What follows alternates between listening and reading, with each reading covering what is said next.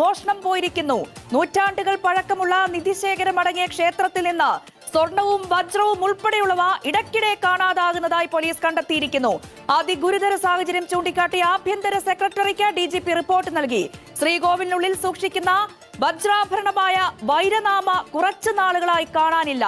6 മാസം മുൻപ് അറ്റകുറ്റപ്പണിക്കായി കൊണ്ടുപോയി എന്നാണ് രേഖ.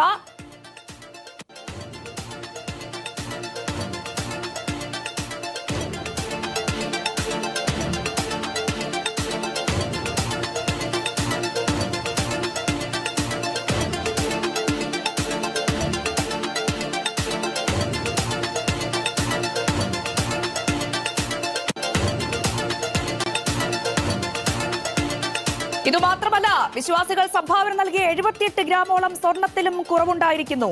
സ്വർണ്ണവിളക്ക് അറ്റകുറ്റപ്പണിക്കെന്ന പേരിൽ കൊണ്ടുപോയിട്ട് 6 മാസമായിട്ടും തിരികെ വന്നില്ലെന്നുമാണ് പോലീസ് റിപ്പോർട്ടിൽ പറയുന്നത്. ഇന്റലിജൻസ് മേധാവി നൽകിയ റിപ്പോർട്ടിന്റെ അടിസ്ഥാനത്തിലാണ് സംസ്ഥാന പോലീസ് മേധാവി ഞെട്ടിക്കുന്ന ഈ സാഹചര്യം സർക്കാരിന്റെ ശ്രദ്ധയിൽപ്പെടുത്തിയത്. കത്തിന്റെ പകർപ്പ് മനോരമ ന്യൂസ് പുറത്തുവിടുന്നു.